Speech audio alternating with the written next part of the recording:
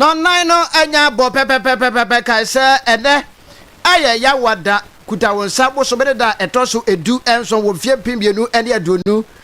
enu ni Ghana de se ba munyina jo liberty adokrum yenu na chiripo enso kasa video so ana waso egusu ya wutie bra wi aduru se nsama hodo asamufo na dawro banti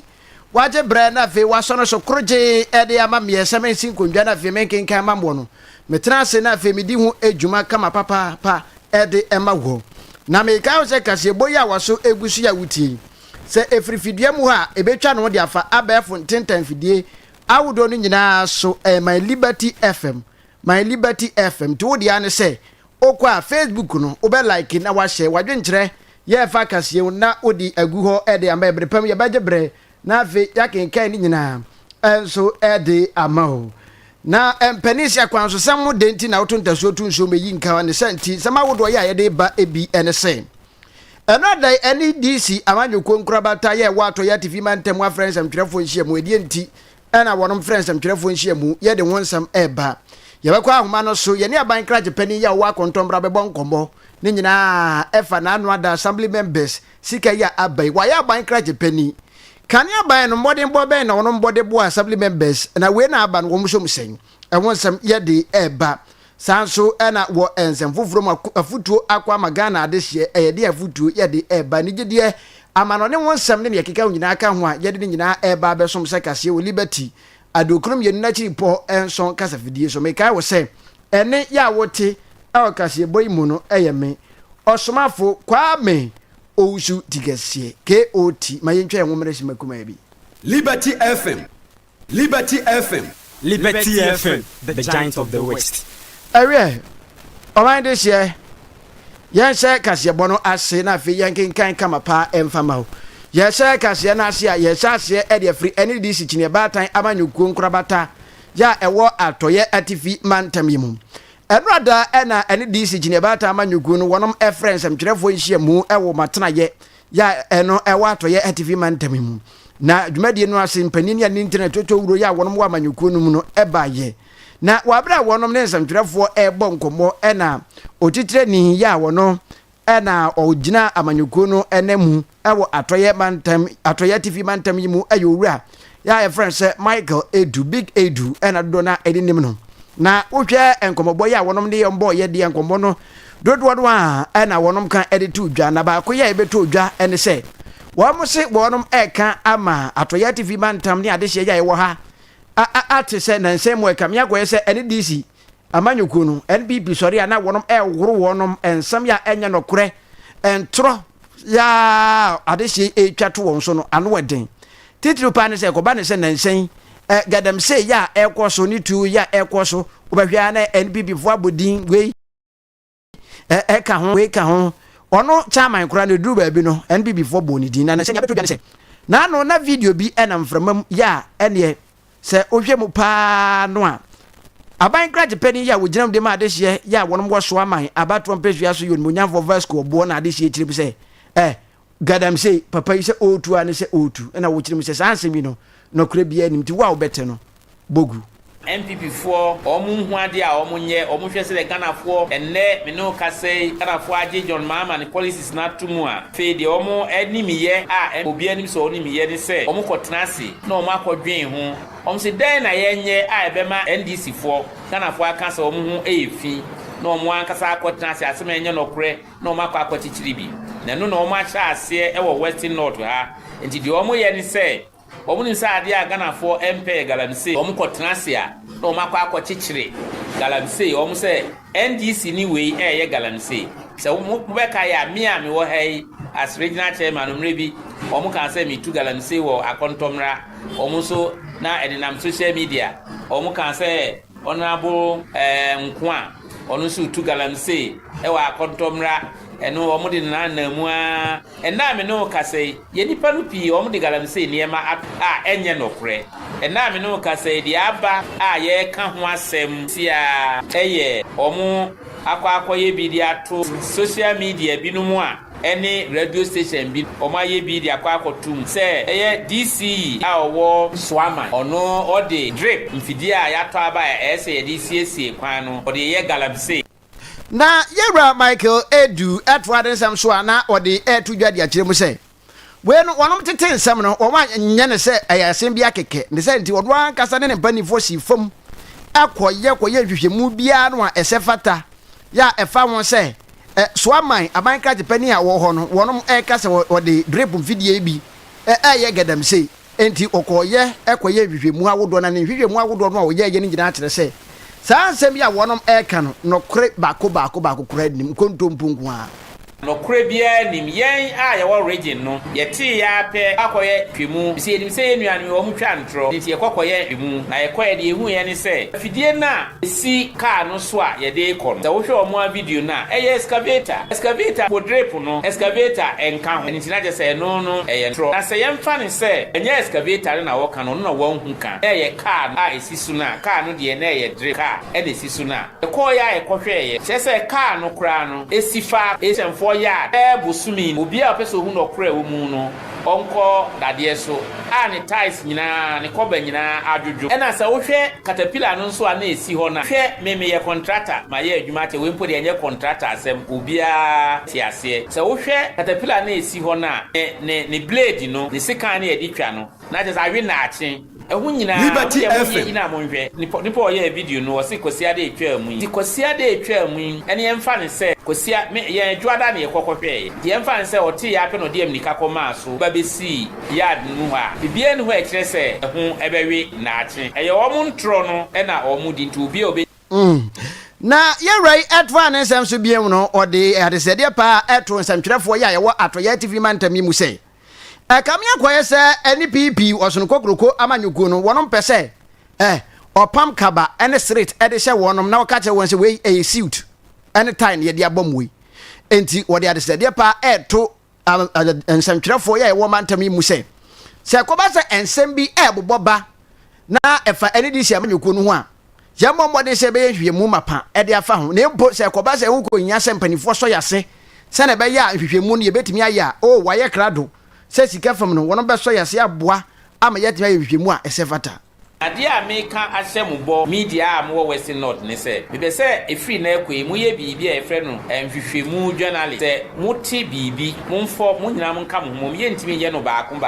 mo kam ho bomu na bia mo nipa be mienu ana miensa nti muti bibi na e call round say e wo region no mu e fa ye party hu a na monkonkɔ hwehwemu se se be ka ko hwehwemu kra no e be ha adwen a mo frɛ me a me as regional chairman no e bo ho modern ma piska ma na mo de akwa hwehwemu ko hwehwemu na mo be ka no kore no e de atre amanfo no sisi ade ehu ni se MPP for no dia omo dia to ntrima ni se sisi ade ye ntronko a na omo dia kya ase bibi a mo beti a egu party no hu fia na e bibi a mo nti ase mo kan kire me mema muska na mo dia fuka dia de ese mo di ye no na mo dia kwa hwehwemu na mo be hwehwemu a maka no kore na de mo hu ye no maka kire Ghana fo nyina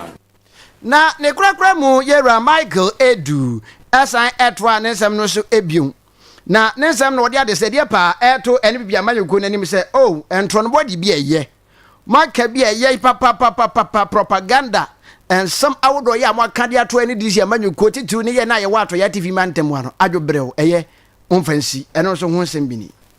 kokoba ye bo MPP for ye ka kire omo ne se omunjai anti-government omunjai so ombetwetwa aban anamu omunjai so ombetwetwa nkoso development Liberty na tell omo enka no kre ni niema no omunjai se emwa omo Ghana for enim omo eye Western North ye sa niema no ye so biu entro ni sa niema no bia ni ho a be so the MPP for dwin se omo ye sa ade na ebeboa ndisi de yen ye bie ya adwene ye de odo sumdwe e de besom Ghana for any Western North for asumdwe aba Ghana a obi anim ye profile ye asumdwe for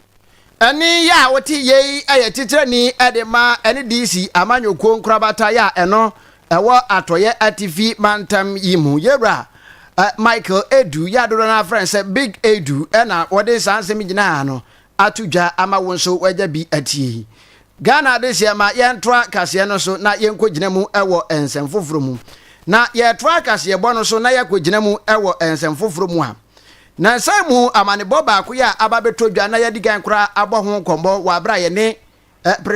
presiding member ya wogina mu edema adehye ya yɛwɔ sahwiyɔ so ɛne ne mansini mu yɛdi kan abɔ ho nkɔmmɔ ɛkora ɛne sɛ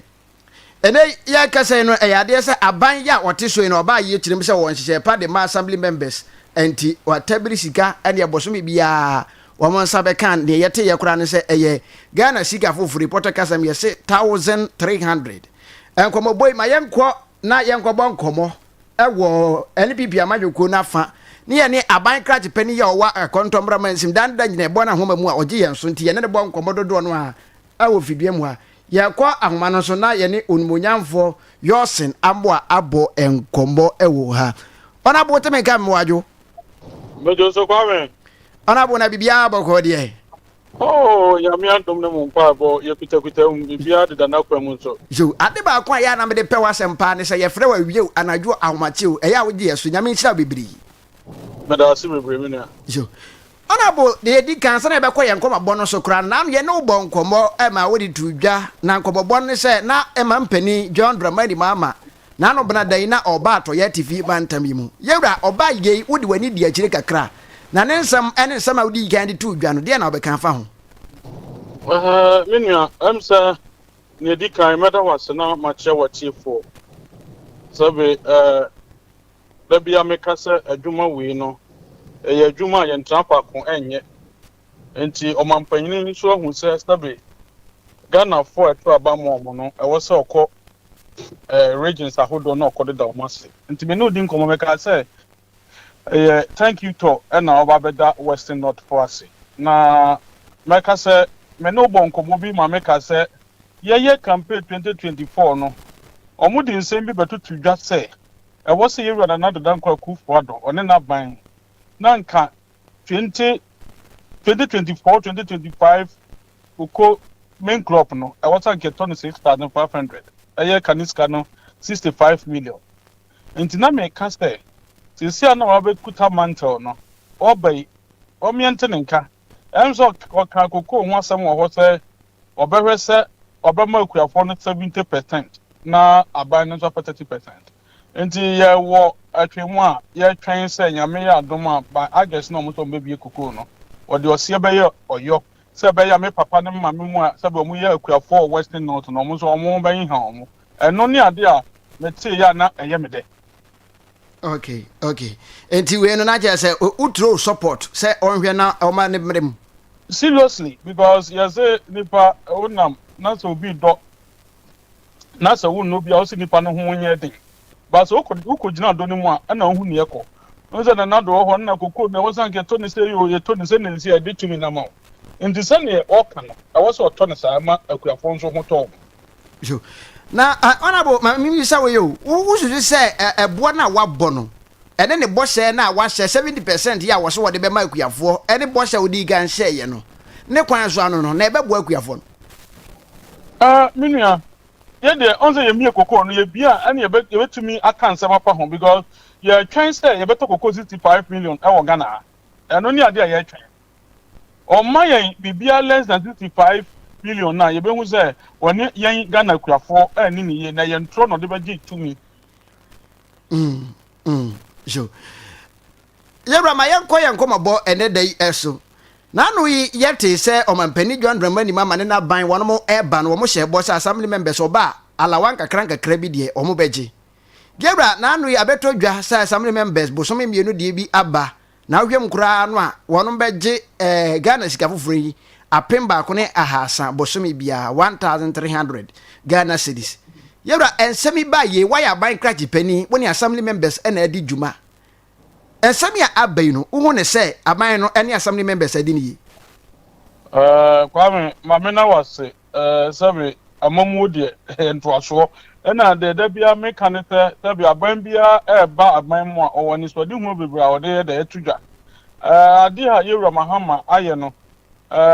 one way or other no wayɛ ade ɛyɛ because yenti a meka sa no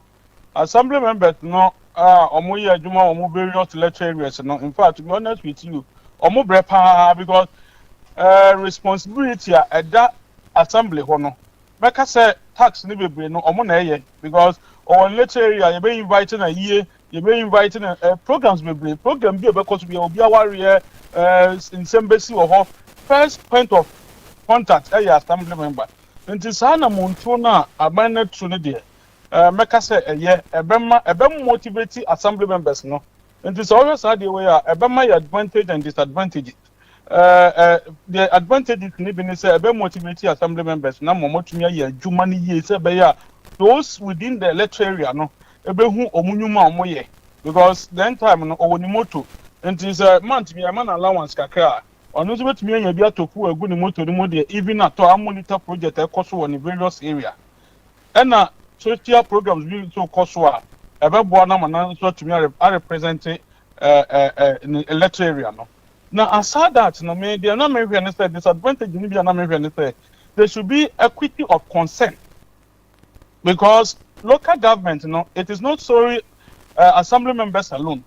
omo obi to say unit committee for ne niema no nanka binu say abane de ombeka ho because omo so play the same role ewo omukuro no so nti omo so can local governance no ho nanka me twe say abane no betumi awuopo omo in na say omo so betumi anya bibi kaka say be ye be ma omo dwuma na omo ye no say effective ye to be nu the risks of sustainability say ade ya omo de abai nti ade ebetumi agina na 4 years assembly members ahodo ombeba ni do ombeba ombeko no ombetumi anya omusika no timely endily eno ne ade amemehwe ba se sane ma we nyina abatumi kuchire ni nyina na se tumi ba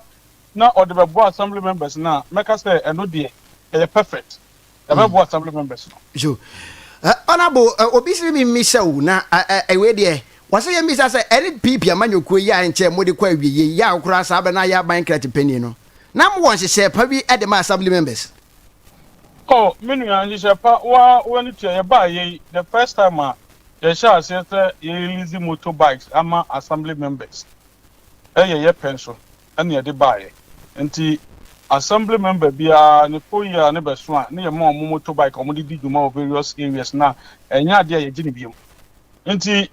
saa initiative no so yaso ye de ba ye de ba ye bebo assembly members no nti aside that no the story routine ye to say ye be kwa assembly sitting ye be hwe na no so ne ye pepepe so ye nso ye bi wo ye friend say previously e de abo assembly members no jo honorable ebredity me de wu si ebia na bibia ka kire ya wo pesa adehye ya wonom etie mmode adwumaden a wo bɔ no nti no ma ye ntie o nti me nua de America ne say ye bebo aban na baso e wo saa nhyehyɛ ya America so de ya ba bebo assembly members na because the dia me no ka say assembly members e wo Ghana no enye NDC for nkwa MPP wom NDC wom but the media mesra aban ne say obehwe say saa de no ebetumi agina hoda se ebetumi enya ade a ye ne na ebi a ye tua ba akomienu miensa na nkae no na fe ye be ye ekadan assembly members na ya kan se be yo muti afi na emma otwe enko ne niema ti ye bom pa ye se nyankopon beto nsupa gu so na nhyehyɛ na omode aba no ebetumi atena na ade aboa yenuanu assembly members na omo so tumi de di dwuma e wo the various electoral areas honorable ebetuma ya nwanwa say ebedu ba bi na assembly members nsanka omusiga yes entina na make sustainability no say sika no ebetumi agina no yatam because make I say me ye DC ye apart from ye workers na omu ye adwuma na wo se etumi nya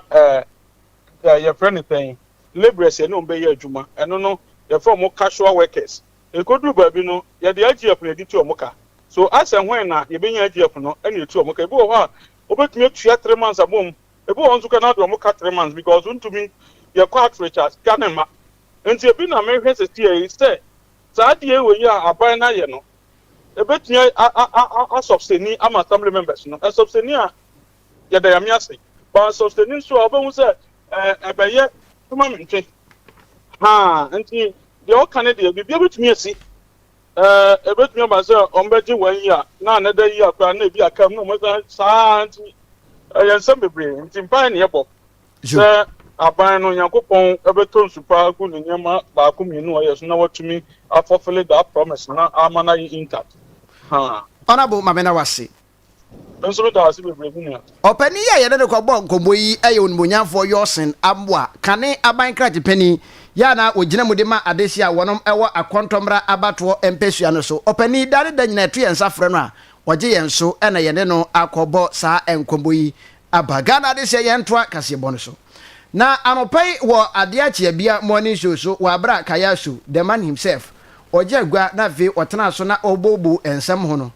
ensam ba ko ya ebeto dwa enyina efa enra dai ana se nansan mu se ohwe na wotini ye pa dia yedi kai abomamane aka e de atudwa se aban yi ya ote so enam ene agina ana asoye ya wono hwe ahwode ne ensam so e de eto pa ba kwa ba ya eno de yese 1 liter ewo fango petrol ya obeto bia no 1 Ghana cedi ena wonom de ato so na enra dai ena saa hyehyeye no ehyaase se eye adwuma na ehyaase se eye adwuma no de na je se eyensama wudo bi enam so ema ye kese no opani ya woni amansan di gita ho edi ema True Drivers Union eyo wura ya friend say ya berima woni kaya so abonkomo anopei edi atudwa se osoafo ya wono enehwe anwode ne esem so ewo my Ghana mu no enwa konya se enimonimu ya no oba na obepa Ghana fo chew Ghana fo ehwe chew papa edi free osoafo ya ohwe anwode ne ensem so esan se enchise ne bose awodo ya osoafo ehye ye ansana sanhye ye no eba no ekamia kwa se sanhye ye no engwa kwan mu na niema enwie peye enti animonimu ya no omra no mepa chew na moma ye ntie ye wura ya oberma John for Minister for India. Omamuni na nimi. Na ye ne ni say Ghana nyina be sorry. Atanka ompa Ghana nyina achew. So ya tey aso ye hu say enya ade obi a eni ji won so obeka. Na wi ase ne panyimfo si de wo so no osu na niwa. Ye kekafu no so ne de madam pan. Achew finbra ye hu say sika bi free ye botom ko. Abra enkomo no beto dwa say ye de 1 Ghana cedi beto 1 liter bi aso no. Anyo so ema ye ba bontin be ka say ye ntu. Empanyimfo te etwesensan eto nsa frey. Ye share transport minister. Unim say ye driver for no. The ministry be 5 wase. Road, finance, local government, youth and because mabunu bebre na twishan enti nkomo ne ba ya ye hye nkasa ho ase no na ye wura Joseph Bukali ne transport minister eto nsafre ye okra ye ko ye no otie ye no mu ase no no so hye ye bo se transport energy minister so on kan kire ye se enya de se e be reflect e o pump ne so enti ye nka yakoma ento ye yem enti na ye se troi e de hawa ba wabra osoafo no so hye bo se oh emfa ha obi ama wansidi enya beto na ne nkasa ye na chi na wode etu edwa na ne nsama wode etu dwa ne se o kasi su pen animonimu ya wono mo hwe se osoafo be ba be pachew na se wa me pachew de a ene o ma ebu de yetia enti dia ye so omra bontin mepa Ghana for achew na bi nso driver for so anya ni saa we ni mu ba no ene ni be di saa nkomo no okro we mu ene ni bi enu anhwe akro mu abako tranya bako I'm telling you any brand asem ne ye can because ye ntimi nya ni saa ni abeka ni saa me kai say abro mampanyi kufo wi ni aba we di patrol eye campaign okro we mu eto dia den no mfa achew wa ma bontin ameka say no ohu ni say da me wugina kire a ohu mpa na nso okwatra ho no we say eye different osere Ghana for obi ameboa no na yenyema ne nye za no kan ba cho kan sa wa mo bi e chada na donjera poti wa woma emepa Ghana for ache tie de so mra no fa ache opa emre Ghana for ne bi nka driver for ansakra na abufu abaye mu no ye wo se de besi aka na fa keke ye ya ache opa ne first ama ye wa chire ba no ye be sa be kan ho ase ti chopa na Marian ye wachire eba no ba be kan ho asem opani ya wote ne nkan ayo right friend say ya oberima oye opani ya wono ene ne amansan di ngita ho edma shenkan ku ye friend say True Drivers Union and wote ne nkan yan to akase no so da so gina shenkan ene ya won sensem ye mu na kayeso nkomo boyi mu nam so ama wone opani ya uba atoya TV mantam begina mo sahwiyo so a Ghana Private Road Transport Union GPRT Union krabata ye wasahwiyo so ha no ono ene opani ya woye titire ni edema no owura ye friends adukwasi na nkomo body nyina ne se abeto dwa na nsemu ene na huhu se nei se ukọ asante ufiri sahwiyo so na fe ukọ kumase a na ka yenim ne se ebo no Ghana cedi no aduanan num 45 cedi enso ye kasa yi no abeto dwa se enenam Ghana cedi no aduosia na pani se ne ba aten ne akwa aten na ne gina ode ne de ya atentro do enti woto ne nsa efre yewra ya wono ene titani ede ma GPRTU ya eno ewo sahwi yoso emansirim yewra adukwasi ebisan se yewra ne ya aten ne o se monam kuntuna se ato ebo ya asanka adwuma no mudi dwuma titiri se ne firi sahwi yoso eko kumase no enchiremo ne sen say na say the da for ko kumase ya research the police for no ma start ha ada enchiremo ne say DPR2 say 207 so mu accident a omo nhwe mu kire say seat ne bembe enchirema man for do na 18 prepare omo na mo to mo say ye ka na seat no this yi ba ko efiri na yi ba ko firi me so a phone na be ko ni pa na obete so the same phone na so na be ko enti na o say enso ye ka kwati seat na be ka na o say it me ye de wus can be can say be enso be me dia so amanfo enti na mai say eto cap wo ndi kudu sa bembe so ba kwa film ya isi outema mfi se ma obi ahun ha ya de bonu bi kan se uche su na lokro o mne se yo so ankasa ye fe no ifititi na ne o problem o na tina che se yo so fe no de no mbenya kura no a anka atimi akosoro kama aboa won ma odwumadi a wodi no atimi akọ anim na wo yewrai ne nsam ya wode to edwa no ana wo chemu se enei se ufiri yo so ekọ kumase ya na eye Ghana cedi aduanan enum 45 cedi no ayade se na emma adrobafo no wonom boka papa ene fa gobo hwe se de akwakoduru na wonom eje sa abo no ha adwene ne se nti se de beye beboa ama asenkafo no ene passengers ya wonom foroka efri sahwiyo so ekọ asante mantembu kumase no wonom ho bedwendwo ho na obia ho betono no na ewo se wonom etum enjirimu ni yedi kai ufu be kwa ekukuma be kwa 45 cities ni 45 ena metro mass na ba ha mebi ekọ injiri ye ka bo ni ye stances sa me na no bo ka bat ni ewu sesi am no ka sei be kwa je 55 cities ya so be kuma verify be kwa chama no ba ma be kuma ka ska ma ko be kwa akọ verify ufu ye say ko be kwa ya 15 cities be de 5 cities per the ka me eriko 60 no and at first 50 cities wo be kwa be yo so no na be kwa 50 cities ya da bi I draft for the complain ma the problem am I am speaking now bekwa je number 555 any age 65 in Spain ye account it dey be any asam be for kwa kun to kwa sa we asam be for kwa free any cheche no mom di chiro mo akwa to mo tu kwa nkota kwa mo se eta kwa to take to wata kwa se ndi da for be du bekwa pe mo se ye du ye mabim this o misa ko foka bi man so ma ba ni pa bekwa so betu ye tezu be du no to 95 it no se passenger follow safety ndio se tu bo mo ba se be asa no ma we na intimi na ne krakra mu na yewra edi etudwa wabra kayaso ebisan se nde musika kese na akoba na sa posifo ene bambo adwumako na feso adwumako ya wono hwe ekwan so jojo ene enwon sansam so wono ma hyese ebe ya nka monti musiti no so se de ebe ya ade hye furuka na wono ho be bye wono eno ya ka kese na kan ketwa ya wono so elodu free sahwiyo so ene ne batamu kokuma ase no so no ya tese womo so mo bo no mapejam womo so mo de no say na ehon hyehye ye ACTA on say therefore also what we want to manya de ombeko now dey no eto nche na imagine akoye we sukura akabi see a passenger for special mo a omo ye meduma no abeduma no also bi wo private car e bi a oyere no ma ewu kuma say do weekends how person ko and therefore enso be kwa about 1 to grab 500 beto inti atab say ana do na professor ombe ya ka ketwa indika ketwa no itimi kwantem esen we no elo bi anso say ka ketwa akoye express how do compare we ya eyi inti ano kwa no pembo ye be sia ho meeting say that say be so kakama babe 50 be 60 so complexes we did 55 we were okay so and no street salary there no be sia no pay because we dey what to seat you know also 2 seats almost complex almost the answer there your original seat from home no 4 seats so until we dey ye share meeting na until fit remember or no park akawada urba